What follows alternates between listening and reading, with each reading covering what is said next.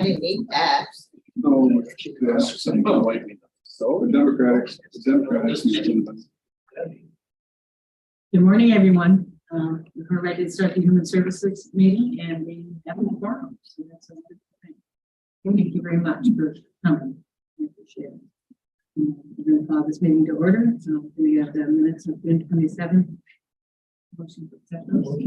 Second. Jim, Ray, and Carol, thank you very much. All in favor? Aye. We're going to go into Shelley here. Yes, Shelley, good morning. Morning.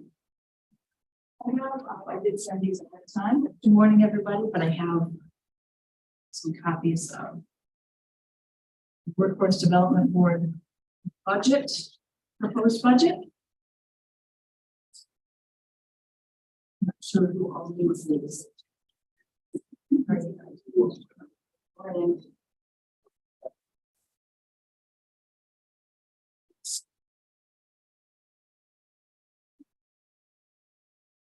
Morning. Morning. That's the one I can do. Thank you.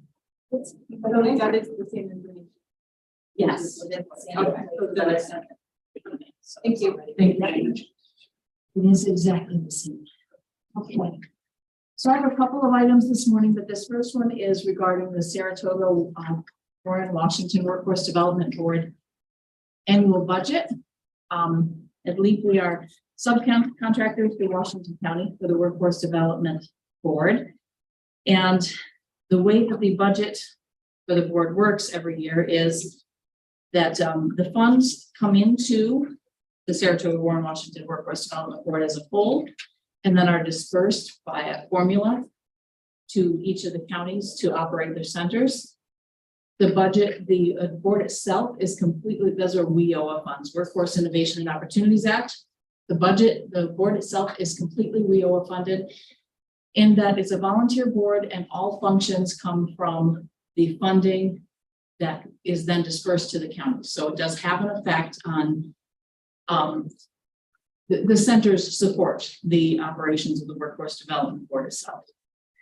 So we have one of the things that I handed you is the actual proposed budget. You also have a memorandum just basically explaining how this works and also the outcome of the vote at the Workforce Development Board approving the budget. The budget has to be approved by the board first and then go to each of the 3 counties for approval before it is fully ratified.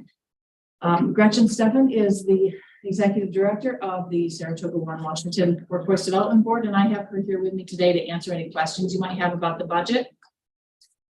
So what this year's budget is a proposed $280,600 total budget.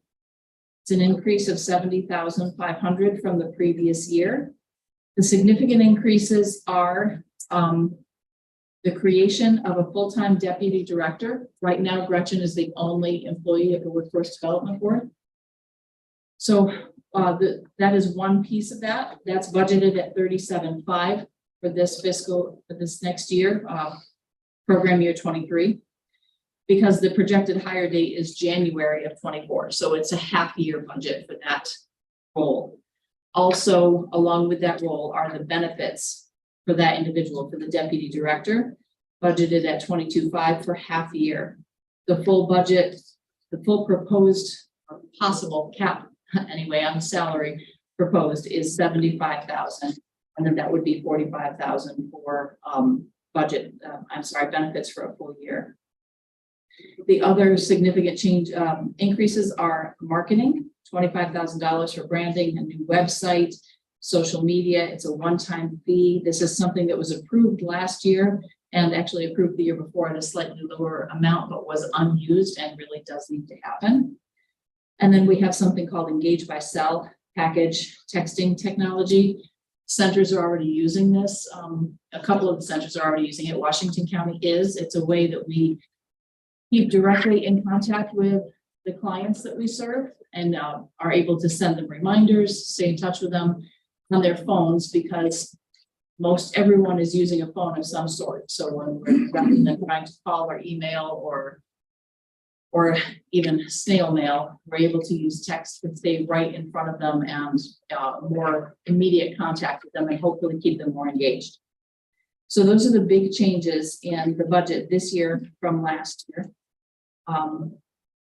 And there have been some questions, and so I wanted to, Gretchen is here today to answer any questions you might have about that.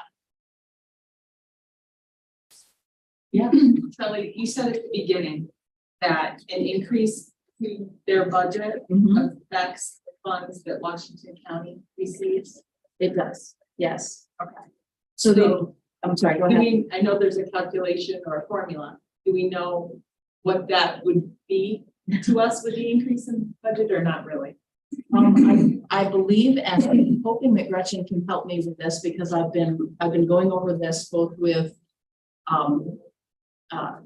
the other center directors and our finance director as well. I'm trying to kind of figure it out, but the distribution of the overall WIOA grant that comes to the 3 counties, that's dispersed using a formula. So we get a percentage. That's been about 23% for the last 4 years. And it was my understanding that the budget would be dispersed using the same formula. But the numbers that I was just talking with my finance director this morning, the numbers that we have today look like it's at 10% from each county. Gretchen, do you know for sure about that?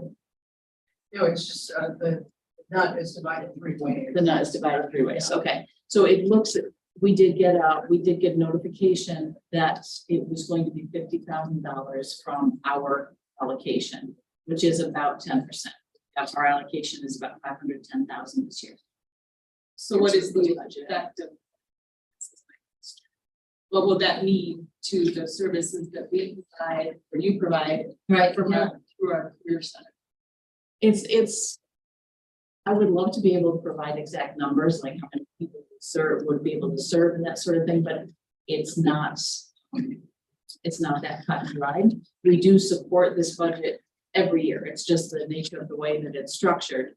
So it's not something new that we are, that this money is coming out of our budget. It's just the amount that is of the increase that is, that has, I was concerned may bring some concern. So its direct effect on Washington County, it is compared to prior years, it is last year, our portion was about $20,000, I believe. Might have been more than that. Sorry, that with me. But it is that much less money that we have to fund such things as paying for certifications, covering books and so forth for school, that kind of thing. So, is part of your services reaching out to people who have been laid off because company closes? Do you reach out to those people? We do, dislocated workers. Mhm. So it's proactive. It is very proactive, yes. Already reaching out to all of the SED employees, except for the ones who have been asked to leave. They aren't actually notified yet. It's not coming yet for them.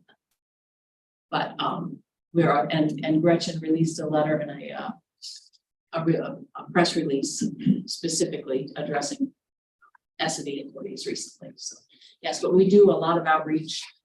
We work to, the way the centers work is that we work to connect businesses with folks who need employment.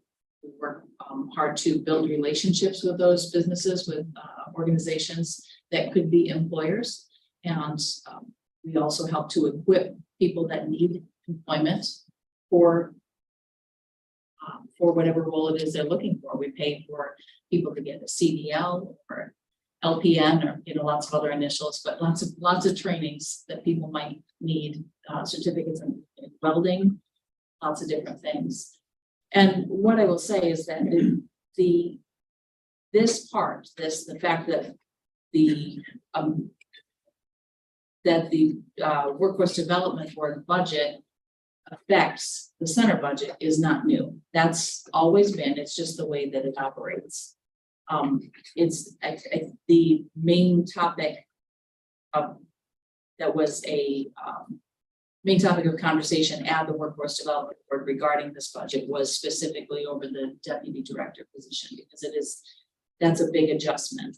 And so we want to make sure that's why Gretchen is here today. I want to make sure that our county is comfortable with the addition of the deputy director, salary, proposed salary, and how it will affect Washington.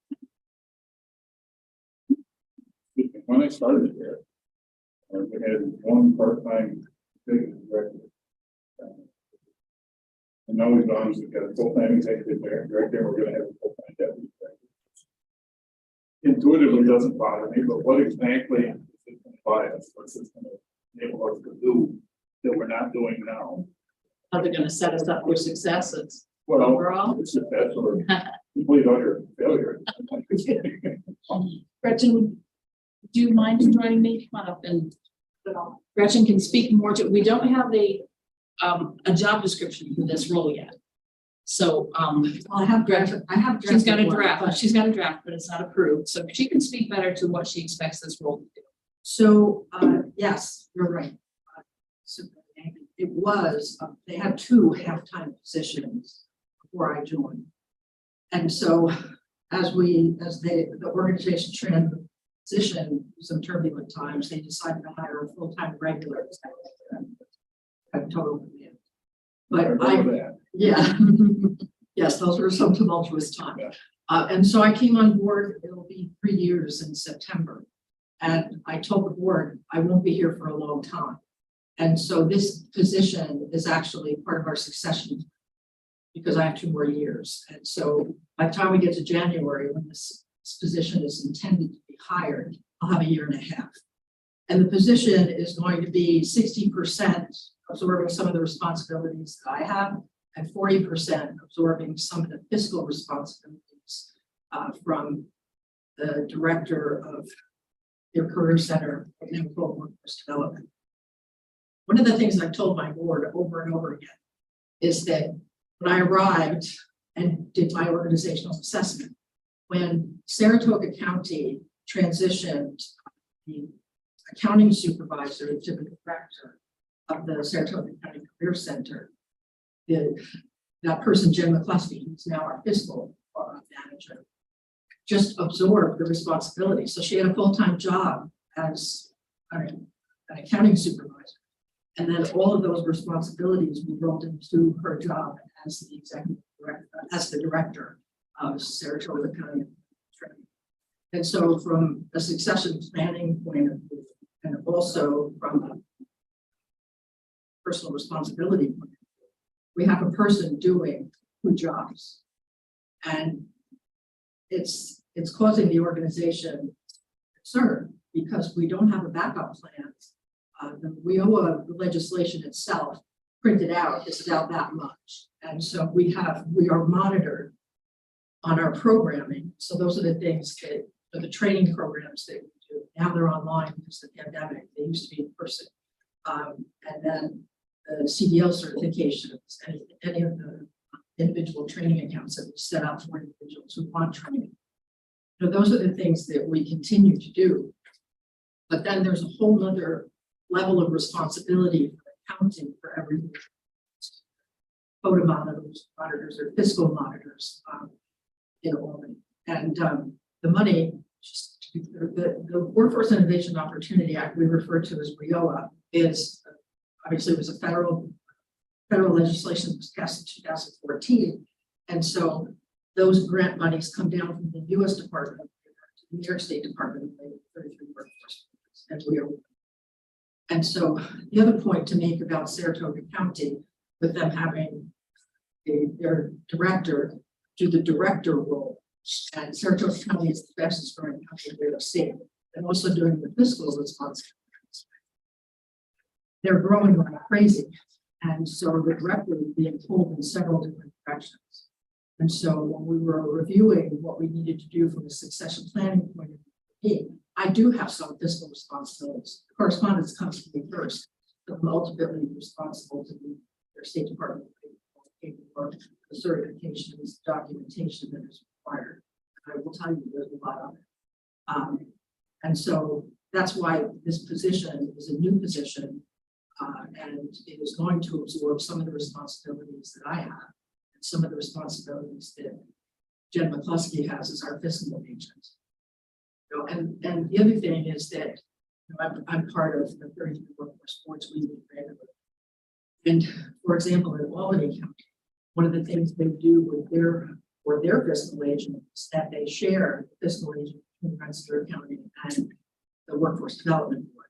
And so the money, that money goes right, you know, it obviously channels through Rensselaer, but they have that portioned out. You know, system. You just divide, the Saratoga County gets no extra money for providing fiscal agent for being the fiscal agent. Yeah, that's the internal part.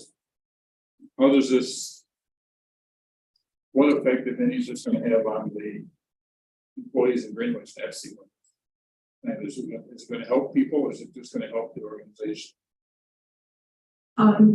You know, over the last couple of years of the pandemic, all three sectors have not spent their money, and part of that is the utilization has been down.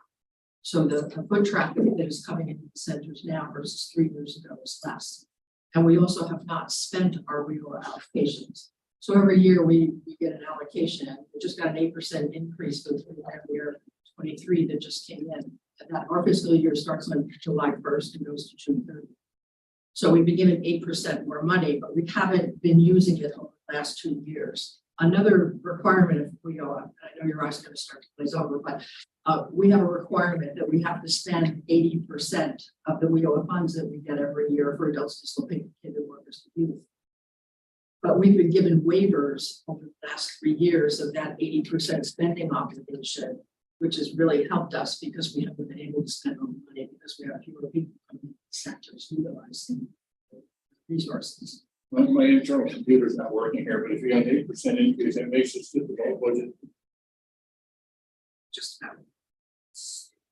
The other reason, there is one other reason that we haven't been, I know I can speak for Washington County, anyway, workforce development.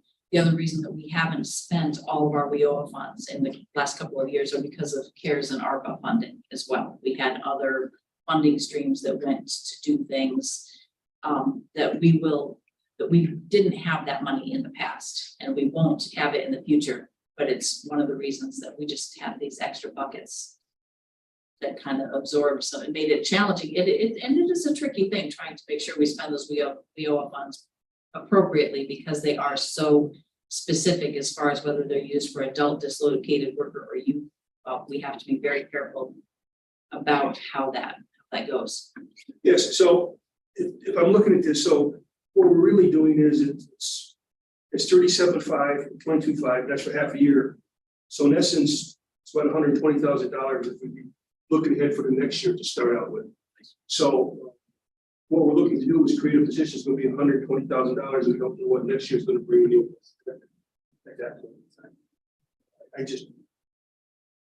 I just think that's a lot for the executive at that level. Right, Deputy Director? not the executive, but the deputy. Based on the fact that what is somewhat behind what the director. I just think that's a big step for the position to come into. There was some, I'm sorry, there was some discussion about this. I'm also at the Workforce Development Board meeting because it is a rather high number. And I will ask Gretchen to address this a little bit more as far as how the Workforce Development Board will determine the salary. But as I understand it, this number was placed in here as a maximum. When the job description is finalized, then the salary will also be finalized, and it might not reach that 75. But if this budget is approved, it can reach 75. So you can speak to how you would. Sure. I did a current salary survey when I was putting this information together for the board, and think all of us know that as a result of COVID, salaries are inflated. This position, the benefits load is pretty extraordinary, just because it's a county position. New York State retirement system that bumps up the benefits substantially. The other part is that this will be a Saratoga County position, so they will be putting it on their payroll. And there's lots of things that could happen. One of the questions that came up at the board meeting is, if you're getting increased amounts of money over the years, what happens if that drops off? Because in years prior, apparently there was this, a scarcity situation, so they kept taking back funds. And we're looking at, we have 2 more years of the current administration. So I personally, based on what I've seen my time here, don't see the funding being cut for the next 2 years. But I believe in my heart that it will be diminished at some point, because with the state of our economy currently, the next administration, whoever it is going to have to face the reality that there's scarce resources. But the fiscal people at the New York State Department of Labor have also said that the WIO money should be supplemented by each of the counties, because there are some workforce boards that are one county, there are some that are several counties. But the workforce board, their counties should expect that they would have some money that would be going into the system. For example, in Warren County, they use some of their own money and resource the position, their employment and training department, now called workforce development, is a school development specialist for career development. So they'll have that position funded for 4 years. As a result of that, and some of the ARPA money that they've been using, Warren County hasn't spent some of the money that they normally have spent. And so that's another reason why it's underspent. So I understand some concerns, but at the same time, there's so many moving parts in WIOA. So yes, we allocate to the 3 counties, but if there's a county that needs more, and there's one of the other counties that are not spending as much, we do have the ability to move funds around within our system, because the Saratoga Workforce Development Board, we really own the money, and it's allocated down to the counties. So last year, for example, Saratoga County paid for most expenses, just because they got a higher allocation. So Thank you. Thank you. And Mr. Hall touched on one of them, that the impact on next year's budget is 120,000 not on the program, going to administration. Right, and 2 of the 3 counties are going to have a major employer that's going out of business. So in a year where 2 of the 3 counties are going to have an increased need, we're going to have a little bit of a hit to the funds available in the program. But number 2, it appears you're carrying a 60% fringe rate, and 2 years ago it was only 31. You know why there's such a huge jump in your fringe? well, because we were water last year, I became an employee of Saratoga County, and when I arrived, I was being paid for the agency. And so there were no benefits part of that. There were no benefits. As a county, we carry about a 42%, so 60 is rather high. Do you have actuals for these years? This is the budget. Do you have any actual? You could No, provide. but I certainly. Yeah, thanks. Is that 60 is a pretty high fringe rate. It was like 57.5% is what the fiscal manager gave. Sure. She said just round it up to 60. So that We have all the same benefits as a county of Saratoga does, and we run 32s. 60 just seemed high. Interesting to see some of the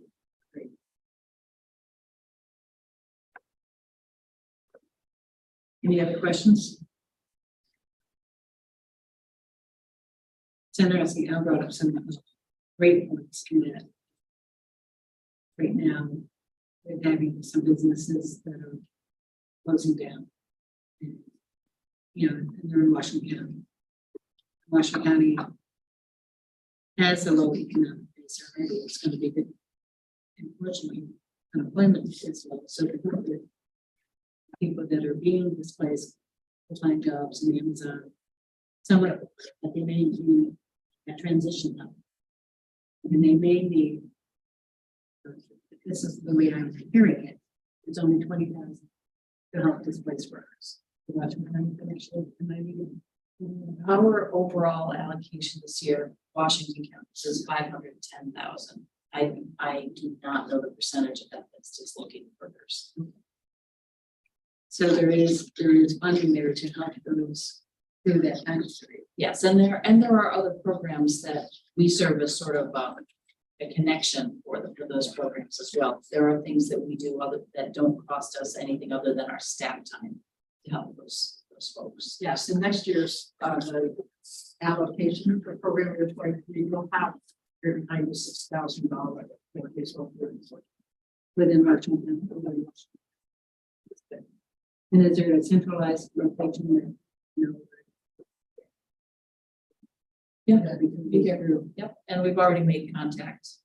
And You know, for example, right now, actually, our New York State Department of Labor is co-located with our county center, and they're having an Amazon open house recruiting events next week. So for recruiting. So we can have use things. But these are, as far as these plans goes, one of the things that will happen is that there's something called formula funding. And so depending on what the counties get, it's highly complicated. But there's a calculation that's made based on the percentage of your population that's unemployed, a percentage of your population that's long-term unemployed, the age range, your demographics, our ages in Warren, Washington County tend to be higher. So all those factors go into the amount of money. And so because we've had this plant closure, we've had Glenville cement schools reach it, we'll be getting higher funding just because the formula funding calculations. Right, so I guess the only other thing I would ask is, did the Workforce Development Board consider contracting with either Warren or Washington counties rather than bring on a person? Because we could probably help out with a lot of those tasks that you need assistance with. I wouldn't burden Saratoga with anymore, but maybe there's an opportunity with Warren or Washington to absorb some of the duties that you need assistance with that would be far cry less than 120,000. I didn't know if that was something that you contemplated, whether it had any benefit. No,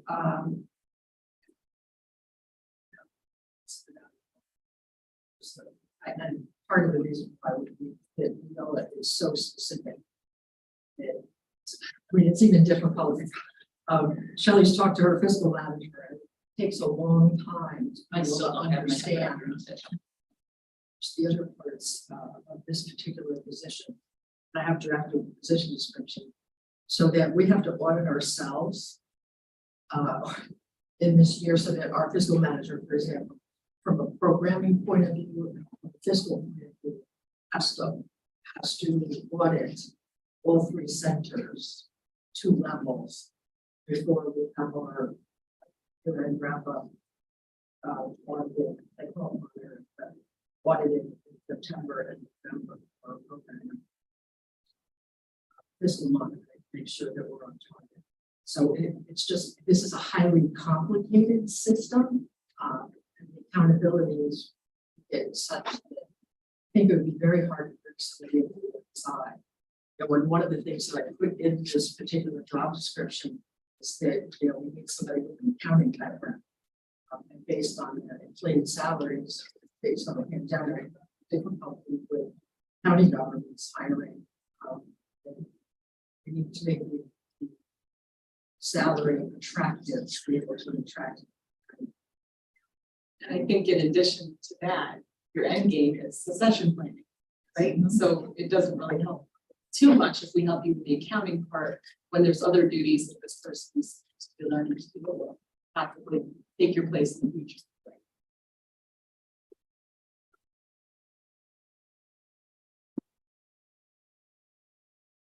I hope all that helps some. It really is so complicated, and at a little over a year in myself, I'm still learning. I'm still learning it.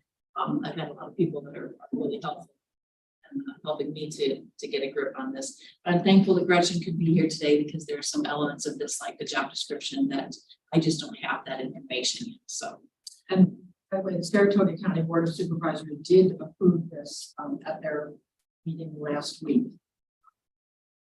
Supported that, and I did draft a job description. For a short stint, I was the human resource director for Warren County. And so during that time, I did want salary surveys. So I was able to glean some job descriptions that were closely aligned with what I thought we were looking for. And so I've been able to put together a job description that I think will meet the need. But I will tell you, for a candidate who would be looking for a job, this is certainly a labor-intensive role.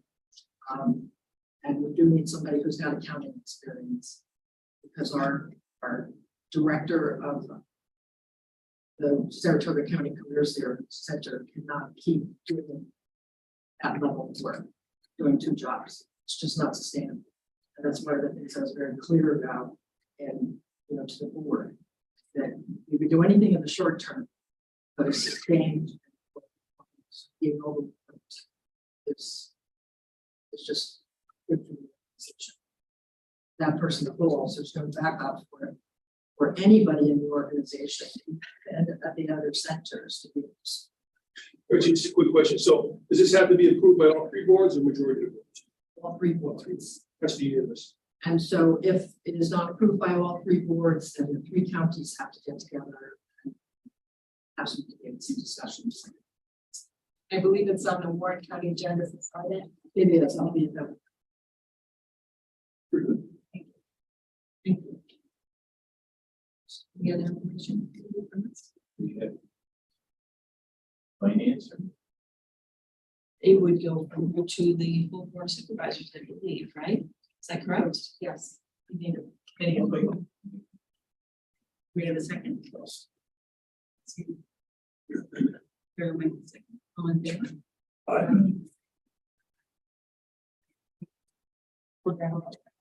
Thank you very much. Gretchen, before you mentioned recruitment there for Amazon. Where did you say that's? It's next week. I will get you that. I was just wondering, yeah, where is it? Yeah, it's at 333 Glen in our office building. Oh, okay. And because it requires drug screening, the New York State Department of Labor can't do that. So what they'll be doing is the drug screening on floor 2, which is the floor I'm on. Floor 3 is the actual for the Amazon. And that notice has gone out, I'm sure. A lot of Washington County residents. I believe so, but I'll check because it's being administered by the New York State Department. Even though we are co-located, we work very different. Thank you. Thank you, Gretchen. Thanks. Thank you very much. Appreciate it. So the other thing that I have is actually just very quick, because I'm not looking for approval for anything. I'm really wanting to open a conversation about the contracts that we pass with the county. We have 4 separate contracts, but several of them haven't been revisited in a long time. They're just sort of, they didn't have an end date. It was just kind of continuation. And what I would like to do is begin the process of taking a look at these contracts again for 2 reasons. One is, of course, is obviously a fiscal reason. We have, for example, our food pantry is one of them, and transportation is another. Those are the 2 that I mentioned in the agenda for this meeting. Both of those, the funds that we've received from the county have not changed in quite a few years. I believe it's 2007 for the food pantry. It's been the same. But in addition to the funding aspect, since I took over as executive director, one of the things that I want to be sure that we're doing, and I've been working with all of our directors, staff to do, is making sure that we are holding ourselves accountable and reporting with transparency. So I want to make sure that in these contracts, we also know exactly what the county needs from us, and that we are staying on top of that. And in that regard, I actually met with our transportation folks the other day regarding that contract, to take a look at their reporting and see what they're doing to meet the meet the requirements of that contract. And it looks like it's going very well now, the reporting piece. I don't think it always has, but it is at this point. So anyway, that's my motivation for wanting to look at these contracts again, and that's all I'm asking for is some direction. I went to Melissa because I'm not sure I don't know this process, how to go about basically renegotiating, revisiting these contracts. So that's what I'm hoping to do is just open that conversation. Okay, yep. So my suggestion would be that we meet, so transportation, Gina, I think we met like a year ago. We did, And yeah. talked about some things then, because right now we've started the budget process here in the county, so if there's gonna be increases, that would be something that we want to look at the department heads that are involved, okay, in that process. Jennings, the money allocated. So you, myself, and the department head of the appropriate. Yes, Okay. that's. And we don't have any specific proposals at this point, like I said, I want to open that conversation and I definitely want to be sure it's both ways, that the county is getting everything that they need from us and reporting as well. So it's possible there won't be. I like this girl. I wouldn't say we won't ask for an increase. But that is not the only motivation, for sure. I really want to be sure that we're reporting well. So. Thank you. All right, thank you very much. Thank you for your time. Thank you. Huh?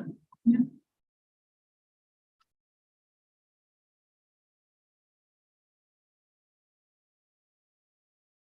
I like it. Never did that.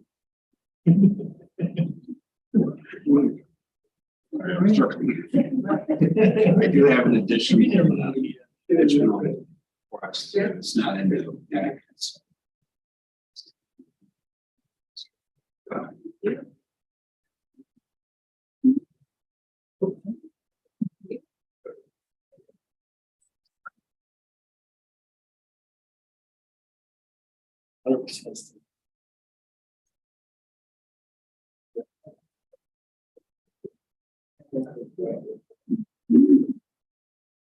Okay, first item I have is a resolution request.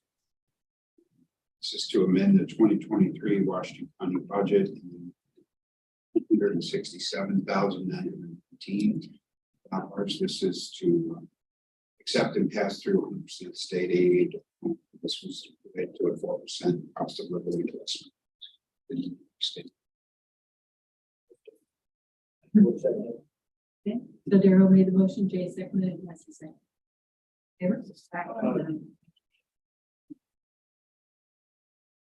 Next. The one that I just passed out. I just learned about this yesterday, so I just wanted to include in the packet. Good news, I received a call from State Oasis, and they are designating some of their opioid settlement funds specifically for recovery centers that are already established. So for those of you that remember, we go around and solve recovery center here in fall, and they've really been running on kind of a shoestring budget of $30,000 a year.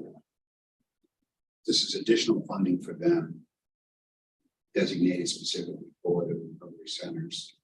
And 100% state aid, it's $26,094. So the request is to move the 2023 budget to allow for pass-through of those funds. She said, how much to that money? Well, that's what I'm trying to determine. I asked that question and they said that they thought it would not roll over. But I'm pretty sure all these opioid funds, it's not like state aid, it does roll over.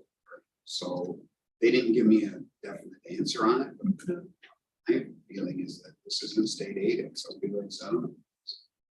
It should roll over. Sessions 9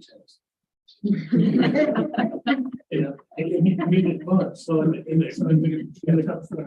good news is it'd be on the state fiscal year, so you'd have some March worst case anyway. So And if we Oh. commit to funds. Well, that's our, this is a little bit sketchier. I'd use that with caution. Okay. But even if they're not gonna roll it, I would think you would have till March 31st, worst case. I don't think December is a pending date. I think March would be worst case scenario.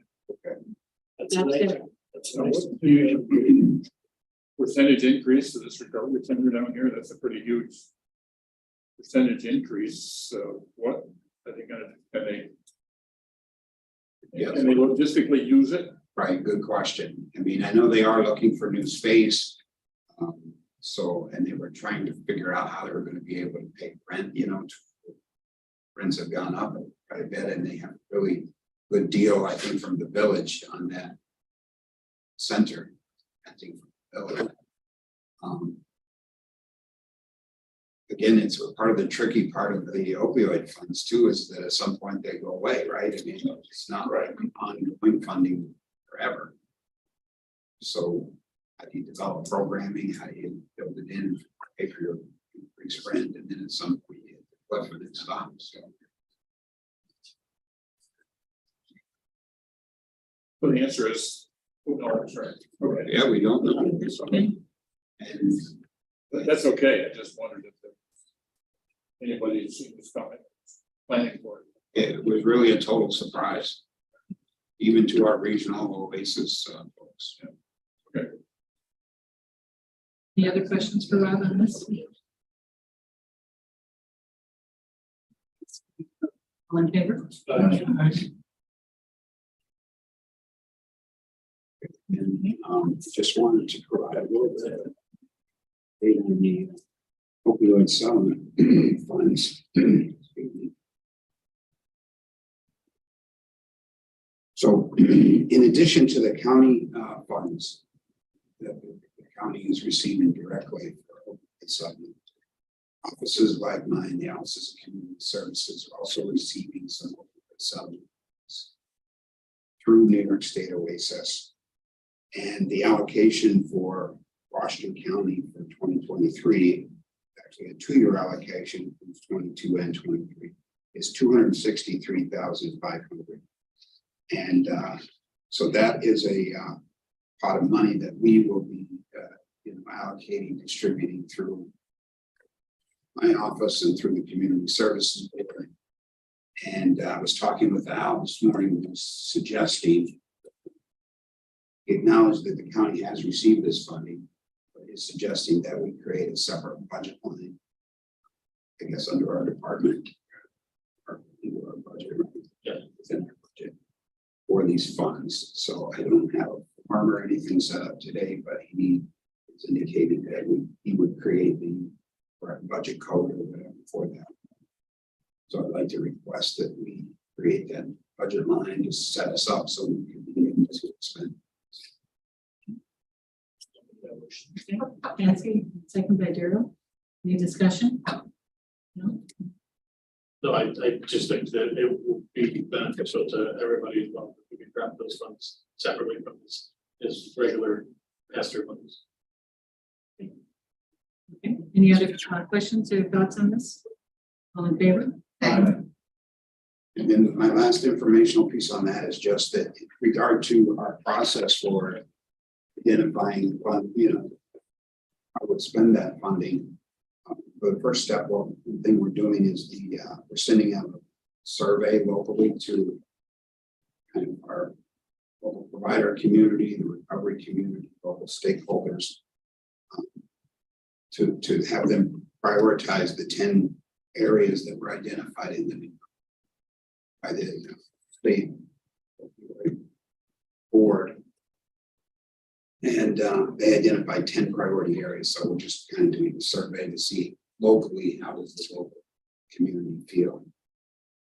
We are local partners. So Rob, you are so efficient, you already have it.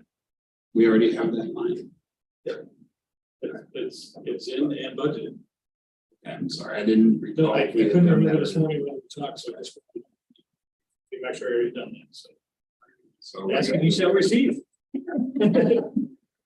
Or maybe you didn't even know it yourself. I'll shoot you an email with the account code. Thank you. Thanks very much. Rob. I think all of you probably get that survey in your email. It's it's a rating system. Just to where that money would be used. But the bill be there, that's the general. That's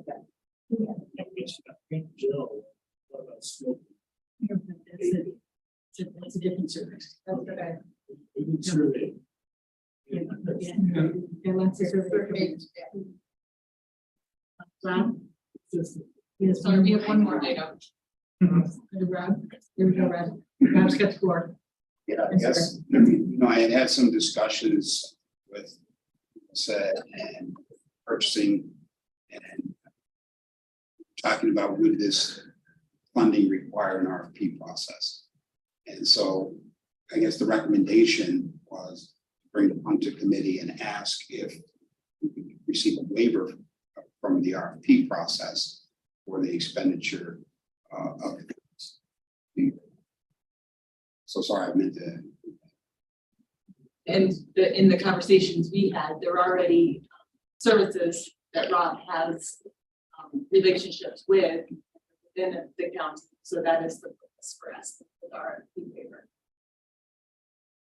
So, okay. Any questions for Rob on this? Just for clarity, the waiver is only for professional services. Correct.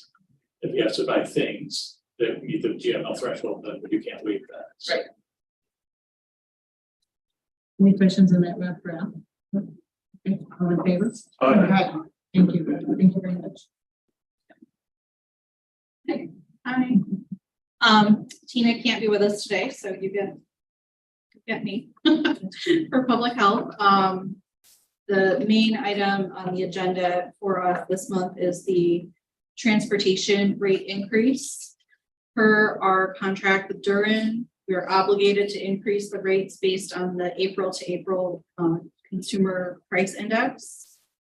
This year, the consumer price index from April of 22 to April of 23 for transportation increased by 0.30%. We are requesting a 0.30% rate increase effective for September 1st, 2023. The New York rates, I believe you have. Any questions on any of those? Questions? Yes.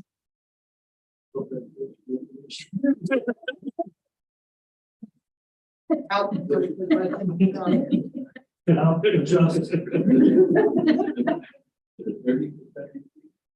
No, so it's point 30. Okay. Yeah. What Yeah. the shirt? Which the rate is on? Never know. It is. In this one.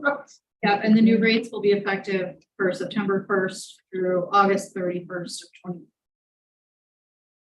When we do this again. You come let us know. Correct. So since it's under contract, we don't need to make a motion to accept this change. The question for that, if the rates are set by resolution.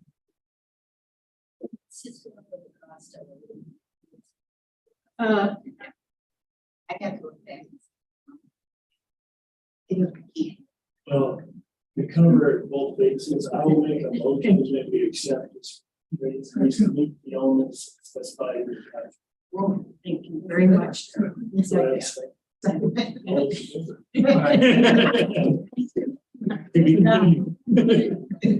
now we're covered. Yeah, and I do have, Tina did send me the contract. This contract is in effect through August 31st of 27. So we'll do this a couple more times. Okay. And then we just have a couple of programming updates for public health. Our early intervention wait list. We currently have 5 children on this down from 15 for speech therapy due to adding a provider. So that is a plus. We do still have 4 children on the wait list for occupational therapy, 1 for special instruction, and 10 for physical therapy. Those numbers have made pretty steady. So we'll continue to work to find more providers. For August, for immunization clinics for back to school, we're continuing to offer our Wednesday clinics. And we've also set up with the Cambridge School District to host a clinic there on August 10th and Whitehall School District on August 29th, both from 9 a.m. to 1 p.m. We are requiring pre-registration for those locations. And our office will be fully staffing those. We do have, we sent out the information on that yesterday to our school partners, public safety, other community partners. LEAP, I think, to LEAP yesterday as well. So kind of targeting children for childcare, school age, or college that need immunizations. Last year, we had the highest need from those 2 school districts. So that's kind of why we picked those areas. And then especially focusing on Cambridge with the closure of Main Street Pediatrics. And getting ready for the fair. That vaccination literature that came out yesterday was, the posters were very colorful, they were bright and visible. And I'm thinking that with without having pediatrician in Cambridge, you could get. Yeah. Yeah. And also the delay time trying to get an appointment is. Yeah, so, you know, we're targeting people that don't have a provider or don't have insurance, but if there are other, you know, the people in there that need those vaccines, so they're not excluded from school. Yeah. Thank you.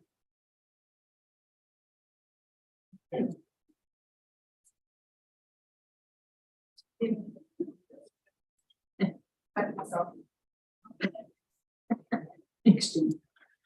I thought you were hiding on us over there. I thought you were trying to hide over there.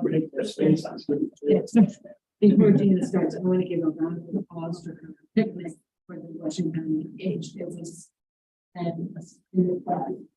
everybody on the department, and everyone there. It was a phenomenal event, and I couldn't, so proud of her. Great job. Thank you for the attending. It was hot. It was most certainly rock listening at the end, for sure. I'm embarrassed. It was the first time I went, and I was extremely glad that I did, and I'm going back. It was awesome. And the people were dancing with grandchildren, and Carrie were got up and sang a song. It was like, couldn't get it. It was great. Yeah. But as usual, the first 2 teams winning by 15 because we came in 3rd again. It might You got to compete? It might Did you recall it that? Except as I didn't do it up. Should have been this. So thank you very much. You, our pleasure. Okay, then now down to business. One item on the agenda today, and it's a new staffing request. As I've shared with you in the past, the New York Connects program is truly the backbone between DSS and Office for Aging. Among many other items, MOU between both departments allows us to co-locate staff. At this time, our New York Connects call center is staffed with a DSS senior typist title. This senior typist has announced their retirement in September. With this vacancy, DSS commissioner and I agreed that the best plan moving forward is to remove this one senior typist position from the DSS staffing pattern and add one new title to the Office for Aging staffing structure. At this time, and speaking with personnel, I would like to make a request that Office for Aging be given permission to add the title of Aging Services Specialist to the Office for Aging staffing pattern. This will add a promotional track to a title that currently does not have any promotional opportunities. And it will also add a senior level support staff person to the call center supervisor. The funding for the position is basically going to remain the same to what's already budgeted, to also include reimbursement from Medicaid and Office for Aging funding sources. The exception to the budget is that Fringe will now be transitioned over to Office for Aging and TSS. There's urgency to moving forward with this plan before the 2024 budget. The senior typist has been out unexpectedly for the past several months, and the weight of the workload has become heavy. Mind you, the call center is already down one position that we've been unsuccessful in trying to fill. This position is trained in HICAP, which is Health Insurance Information Assistance Counseling Program. And HICAP open enrollment is going to begin in October. That runs October through December. So ideally bringing this position now is ideal in terms of it allows us the opportunity to train them as a certified health insurance counselor before open starts. So I guess I can budget neutral. So at this time, I can give you numbers if you'd like. Here's budget neutral. But I don't know if there's a great difference between the two titles. So at this time, personnel is still trying to determine the grade level, but looking at it as a promotional position, it will be above grade 9. Because the grade 9 is the senior typist title at this time. And your aging services is what grade? The aging services assistant title is also grade 9. So that would be moving up. So the specialist position, which is what I'm requesting, will be above grade 9. And so estimated, so if it's estimated, like doing some numbers, if it's estimated to be grade 12, for example, right now with the longevity and steps of the senior typist position and this new position estimated again at a grade 12, you're looking at a negative $187. In year one. Right.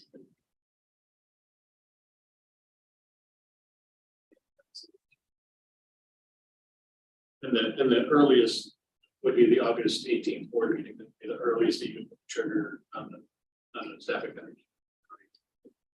And how long does the other position stay in DSS? September, I want to say estimated September 17th, is either the last day or the first day of retirement. So upon that retirement, that'll come out of the DSS stuff. Correct. So we have Those have to be low. Yes. If you can fill the position. It would be, yeah, after the pardon? So right now, we're looking at the aging services specialist position to be promotional, and in Office for Aging organizational structure, there are 2 aging services assistants. Second. Okay, any more questions? All in favor? Aye. This be the last. Thank you. Motion. Personnel list. There's a few more that we gotta. Yeah, there'll be more. Yeah. We're getting there. Which one was the last one? Switching over. Thank you so much. Thank you.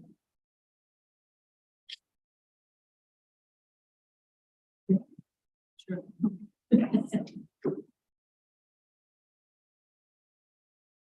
Oh, everyone wants to work to- I'm very You're good. there. I'm very good at physical labor. I'd get to dance a little bit more, but Yeah. just Yeah. sending us in the right direction. It was very nice to see everyone for sure. It's really has grown to that every year. I think Gina mentioned that she was going to be a dunking booth next year to try and raise funds. Ask other people volunteer to be. Oh, other people Other volunteer. than Sure. Pass that opportunity. Unless. If you volunteer, I'll bring 15. There were some suggestions. I mean, it has to be the doctor. Like chairwoman, right? Yeah. I think there has been one in the past, to be honest. I have one item I'd like to slide in that will be a lot easier than the item that I actually have on the agenda, so it's just maybe. Yep, yep. So I'd like to request permission to travel, and this is for one of my staff to attend the North American Conference for the Safe and Together model. It's a strategy to engage families experiencing domestic abuse. Conference is in Albuquerque, New Mexico, September 20th through the 22nd. The dates of travel would be likely the day before and the day after, so the 19th, 23rd. Catholic Charities is the recipient of a grant for this model for our area, and we are a partner with them. There had been a large rollout works system that Melissa attended, as well as the chairman. I can't remember who else did at that time, but it's that Safe and Together model that we spoke about there. We learned more about at that time. Catholic Charities would be able to make all of the arrangements for us. We wouldn't have any county costs other than the time for the staff person that would be attending. Person that has been invited to go, Janine Bickford, she would be our Children's Services Division. She's an exempt employee, so there wouldn't be any additional costs beyond her salary. But I do need permission for her to be able to go. Questions? We have moved second. Any other questions? All in favor? Thank you. It was easy.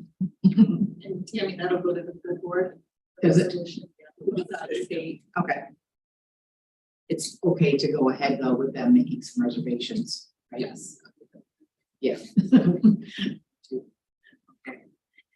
So I have on the agenda to talk with you about the trends. I do want to frame this for you. I know that you've definitely paid attention to me in the past and all of the updates that I've given about homelessness, but I want to make sure that I cover this fairly, because what I'm going to give you in the end for the data is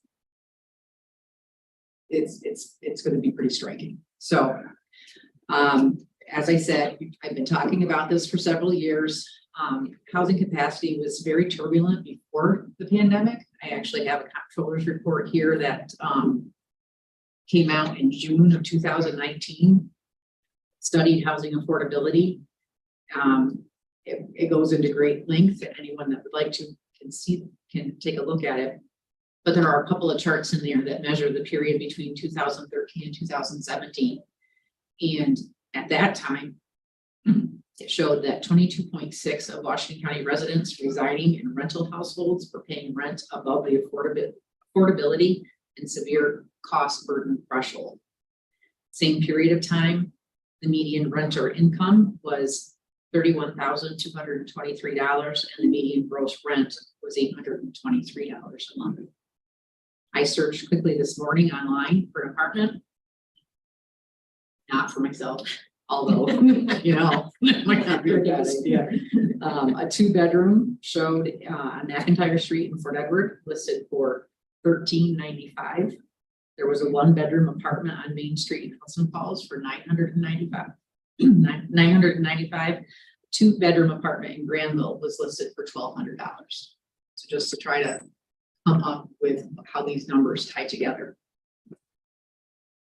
The conditions that contribute towards a surge in homelessness post-pandemic include the decrease in available housing that's affordable for the low-income population. It's been exacerbated by the pandemic with the mass eviction moratorium that we talked about before, and landlords losing their appetite for renting. There's also leniency in the housing assistance policies through the DSS Oversight Agency from the Office of Temporary and Disability Assistance. I'll give you a little more detail on that in a few minutes. Also, the downsizing of the population through other housing means, such as Department of Corrections, services for individuals, so that would have also provided some supportive housing, continue to decrease through the Office for People with Developmental Disabilities and the Office for Mental Health, and all of that then pushes on to the social services Okay. I do want to share with you at this point that the migrants from the Texas border have not been seen here yet in our office, but I'm hearing about it happening across the state. And this goes beyond the busloads that are coming in a planful manner. There are people that are walking away from those situations and they are homeless where found. If they have paperwork in hand, appropriate paperwork in hand, they are then eligible for housing through us. If they do not have that paperwork, they are not eligible for services through us, but they would still be here in our county. Define the paperwork. They have to have filed for asylum. They need to have some sort of documents on that, which then provides a date that they need to go back through the court process. It's my understanding that there are 2 courts in New York State for that, and they are all backed up as well. But I've also heard that the tracking has not been very good. Well, they've got to have the asylum document, not just the summons to come to court. Yes. Yep. There's no one size solution for all these problems. There's multiple needs across the county for families, for individuals, for people who have children in school. There's transportation issues, childcare issues, and sustainable employment continues to be a problem. And the thing that I hear from everybody all the time, and I certainly see it myself, there are employment opportunities. There are posters everywhere for people that are hiring, but they're not sufficient to sustain a household. They also have irregular hours, which would make it difficult to maintain multiple jobs, to be able to bring, the amount of money that you could make 2 jobs and maybe make it more sustainable.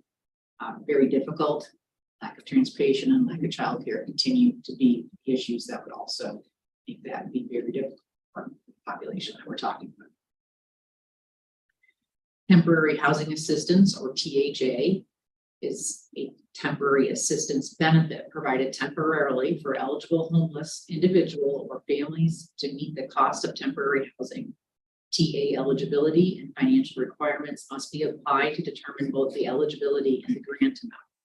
Social Services District must determine the correct standard of need and apply income in accordance with TA eligibility and budgeting requirements. We also are required to conduct an assessment whenever someone appears or applies for THA. The assessment is an evaluation that we do that considers what they have had for past housing and any other housing related needs, anything that resulted in their becoming homeless. I'd like to be able to give you some examples of the folks that we have that are currently in housing, because I think sometimes it's hard to wrap your head around who are these people.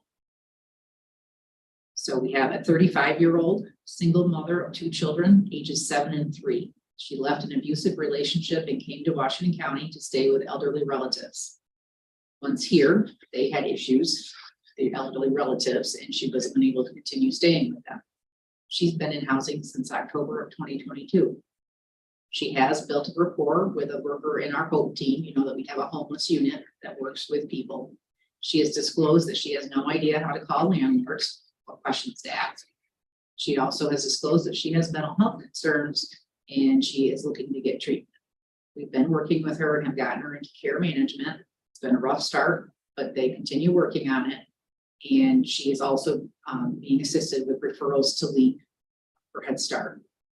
She has a lead on an apartment that the HOPE worker will accompany her to look at and model and mentor appropriate questions to ask when she goes there for that meeting. Her mental health prohibits her from working currently. She is motivated to get treatment and eventually become employed. 24-year-old man who presented as homeless at the agency in November of 2022 was referred to the Code Blue at the Open Door Mission. At that time, he was in a relationship with another person that was also homeless. The 2 relocated to Pennsylvania, January, in the hopes that they would find a better situation there. About a week later, they came back and were placed again through us.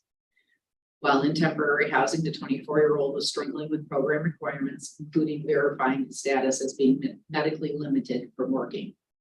When the transitional shelter program opened in April through Open Door, he was referred there and he has started to improve his compliance and is working with them effectively. Most recently, we've been told that he has improved to the point that he's now been assigned the title of Program Participant Assistant. And he is helping others who enter the shelter learn how the program is run and being a mentor to them. Calling this a success story, he is still in shelter, but it is a program that is new for us and certainly holds a lot of capacity for helping assist people to become self-sufficient. We have a 32-year-old woman who presented to our agency in February. There are 3 children, 2 boys, 14 and 13, and a 9-year-old girl. She'd been served a sheriff's warrant for eviction after her landlord had pursued court action against her for 5 months of background. She was working full-time at the time of placement in the hotel. However, due to legal and supervision issues with the 2 boys, she was unable to continue working. Children are too old to qualify for childcare, and she does not have any resources to assist her with supervising them. Neither of the 2 fathers is paying for child support, nor are they involved with the children. She has applied for subsidized housing programs, but can't afford rent with a temporary assistance grant, which when she is no longer homeless, the grant that she would qualify for would be between $830 and $915 a month. It's on the rents that are in our area. Last one that I have for you, one that is a very similar situation for a lot of people that we see. A 31-year-old woman originally sought assistance from the agency with her spouse for a pending eviction in May of 2022. Assistance was denied due to the failure to submit documentation required for determining eligibility. The following month, she presented it to our agency after an incident with a spouse, and she was placed in a shelter. She disclosed that she had medical limitations of asthma and diabetes at that time. The shelter she was placed in was outside of the area, and she had a hard time adjusting to being far away. She ended up returning to Washington County. There had not been an eviction notice at that, or there hadn't been an eviction yet, so she was able to return back to the apartment that she had been in because her spouse was no longer there. She then ended up staying with family before becoming homeless again at the end of 2022. She went to the Code Blue shelter of the Open Door Mission, but was kicked out due to her behavior. She was then placed in a motel. After approximately 1 month, there was another issue with her at that motel, and we had to relocate her again. During her time in temporary housing, we witnessed the woman appear to have untreated mental health concerns, including paranoia and panic episodes. She's accused others of sexual abuse and mistreatment on multiple occasions and is no longer seen by male staff in our agency. She has accused family members and friends of stalking her and frequently contacts law enforcement, sometimes multiple times a day. This has become disruptive to the motel, so after about a month, we were asked to move her again. She is now in the last motel that we work with that has agreed to accept her. We have since become aware that she's diagnosed with autism and receives Social Security. Due to her medical history and her mental health concerns, housing can't be terminated under our regulations. She continues to be eligible despite her behaviors, despite the fact that she receives Social Security. Other clients would have received warnings and would have been terminated from our housing assistance. She is not. At this point, because of the discussions that have happened between DSS staff and the motel management, she's been able to remain successfully at that motel, and she appears to have settled down a little bit, and the complaints have been fewer. She's currently in the process of getting agency assistance with a security deposit to move into another housing resource that is affordable with her SSI. That's the White House Studios. So these are case scenarios. These are real live people that we currently have receiving temporary assistance. I give you all of that before I share with you some of the numbers that we have.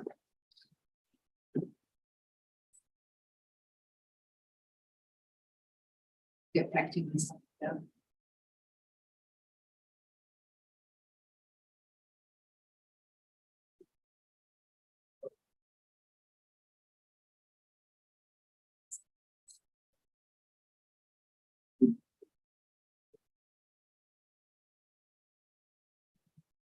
Anybody else see that?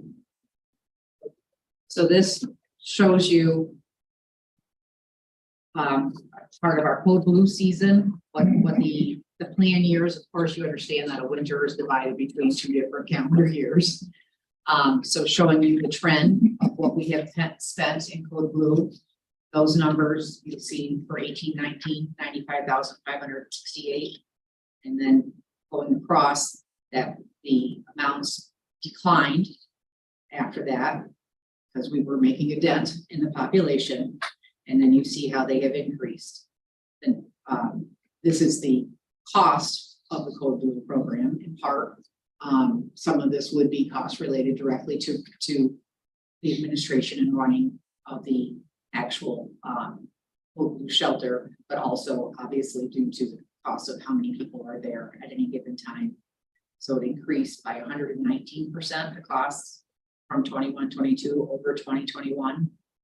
And the actual for 2022-23 is 580% increase previous year. That a large share of that is the cost of hotels because the Code Blue shelter was full. I have submitted for a budget modification and approval of this of the spending that was over the plan. Currently remains with the Division of Budget. I do believe, based on what I have heard statewide, there will be sufficient funding for them to approve this. I do not believe that this is a battle that the state will take on this year, but I do anticipate that it's going to be tighter and tighter. As I mentioned to you in the past, we are now going to receive an allocation coming year, as opposed to us submitting a budget saying this is what we need, please approve us. We'll now be given a budget, and then we'll have to submit. We'll be given an amount, and then we have to submit a budget to say how that will work for us. If we need to request more at that point, there'll be a process for that as well. Meanwhile, I've got a 6-month comparison for what would be traditional temporary housing assistance in the bottom half of the page. So this is a 6-month comparison for motels and shelters between January to June of 2022 and January to June of 2023. See what the increase there has been as well. The emergency shelter payments, those would be pending cases. They would be cases that are also eligible for rental arrears or something to be able to keep them in place where they're at. And that has been fairly stable. But again, the motels, once people are homeless, they are staying with us a long time. We have looked toward other alternatives. What else can we do rather than just warehousing and struggling to pay for it? And we have developed contracts with funds that have come to us through ARPA. So in February through June, we had 2, and we continue to have 2 beds with Shelters of Saratoga. That has been at the cost of $24,000. We were able to get a contract with Open Door Mission up and going for the beginning of April, and we have 3 beds with them, so you can see that cost. Those funds will be running out. I stand by the fact that these are better situations for the people to be in. I think that though it is very few people that we're talking about, that, you know, in terms of this, it's 5 beds we're talking about. We would be paying for them if they were in a motel anyway, and at least this can move them through a process and help them in a way that's more meaningful for them. That will be something that I will need to build into our budget, but we already have costs that need to be built into the budget for paying for the temporary housing anyway. But that will be in the frame of safety net and TANF. I'm like loading this to you. I don't have a solution to recommend. There are multiple needs, as I've already said. I think if the county were to say we need to do something here about this, it could be any number of things that could come up to pick away at this problem. It could be trying to get together landlords, trying to talk to them about what what can we do to increase the rental units that they have available? It could be talking with not-for-profits that perhaps would be willing to stand up transitional shelter. I don't know what the solution is. I know that it's a problem.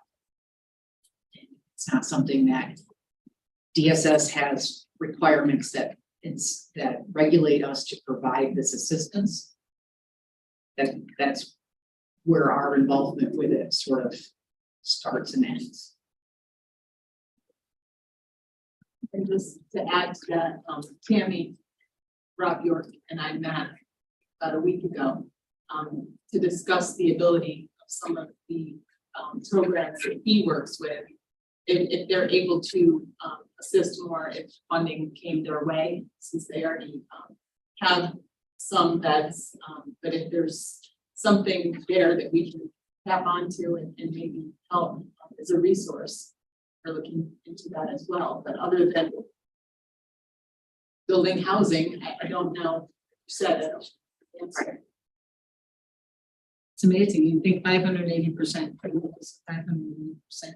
and then you think about, you know, in every single town, you don't know you, but I'm getting phone calls every week looking for housing for because people don't know where to go because there is no place to go. And so it comes down to they come to Tammy or come to DSS, and you can call them all day long. There's no place to go. And we do, you know, we do look towards people being employable. There are people that are staying in temporary housing that are working. They are contributing towards the cost of their hotel costs. We currently have, well, as of last week, on the 19th, I had a snapshot from that day, 184 people in receipt of temporary housing assistance. That was 33 families, 47 adults and 66 children, 71 single adults. Of the people that were working were in receipt of Social Security and also required to contribute in the family group, we were receiving towards the cost of their stay about $3,000 a month. From the singles, again, people that are working and also in receipt of Social Security, they were contributing $16,000 a month, but it was only about 5 people that made that contribution. So they're all different walks of life, and we have them spread in every direction or so outside of our county. Tammy, and the people that come through the door, are they all many of them probably walking, not being identified as having health issues, you know, developmental issues, or is there a person that walks them through getting, I guess, Yes. So if they have had it in the past, it's easier to reestablish it. We actually have a contract with LEAP, so to have additional people do more hands-on work with them to try to get through all of that paperwork process. And we also are able to make contacts with Social Security, but that is a long process. We make referrals for them to receive any sort of treatment that they should receive. It's a matter though then of them being compliant with it. But if they are determined to have levels of mental illness or an inability to understand how the impact of their actions, we are also then not able to say, these will no longer help you. We must still help them. And so we would be looking at adult services where that's appropriate as well. so that engagement with them to be successful so that they can do their jobs and sometimes take some patience. Yes. Like I do. Well, it's very special breed that can interact, you know, with the population all day and still be able to be effective working with and come back at it again the next day, for sure. Long-term outcome. have it be one shot deal, come in towards a positive outcome. Yeah. But there's those ones that cycle. There are just so many additional issues. So at this point, you're giving information, but you don't have any, you don't have magic wand.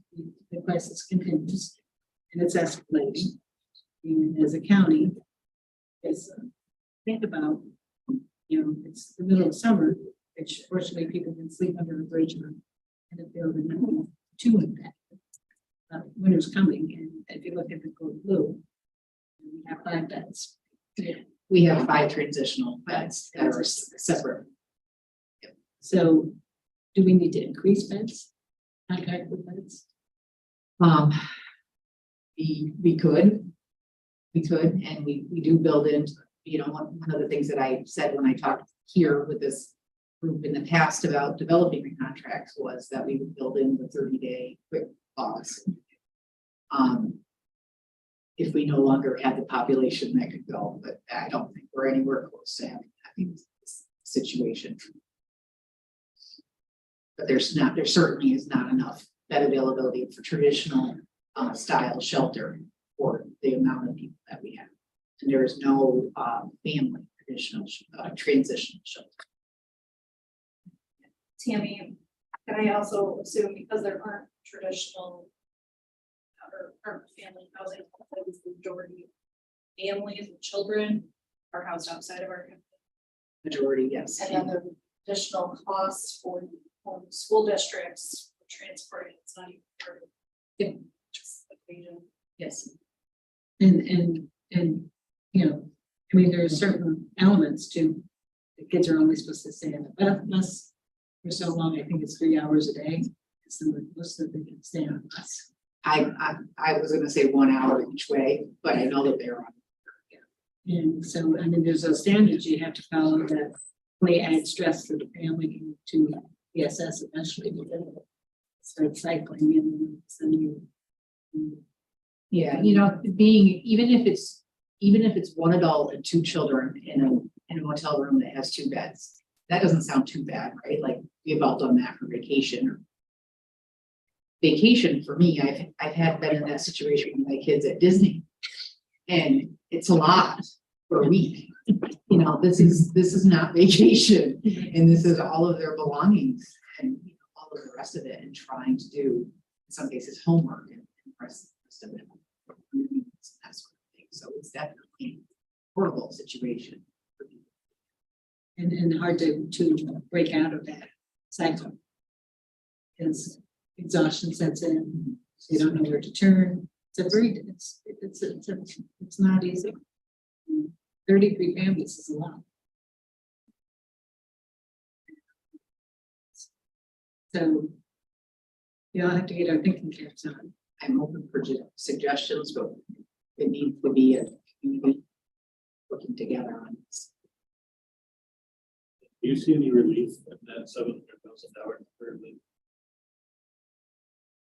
Relief that Division of Budget will accept it, No. or that it'll go down next year.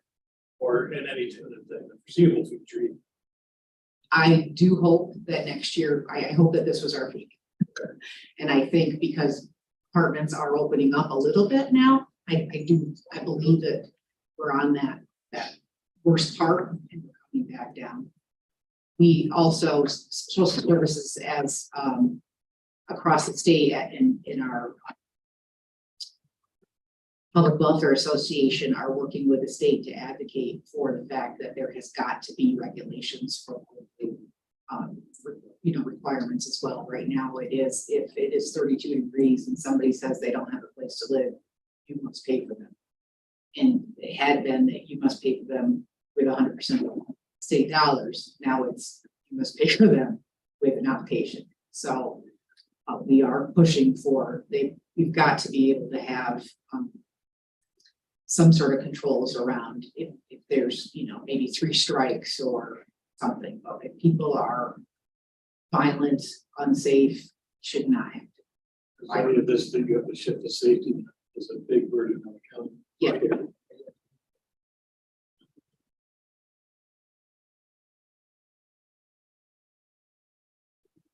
Thank you for the information. It gives us a lot to think about. And I know Rob's over there listening, although I can't see him. It's a partnership that we all have to do. It's, you know, with the cost of rents going up, it's as much as Tammy is optimistic that it'll go down, don't see the people cost of rents. So if there are SSI payments or other payments that they receive, they don't keep up with it. Yeah. They- I should have mentioned that the grant, the shelter grant amount that is provided through social services when someone is eligible for TA has not increased in several years and is not likely to. That's, I mean, that's a pivotal point Yes. and if For we maintain or not. So, can only squeak a penny so far. And a lot of families are able to do it. But that's the point where you can't. Okay. Anything else? Should we share this with Mr. Gann? Yeah. Thank you. Okay. So on that note, do we have any other business? Okay. We're adjourned. Thank you very much, everybody.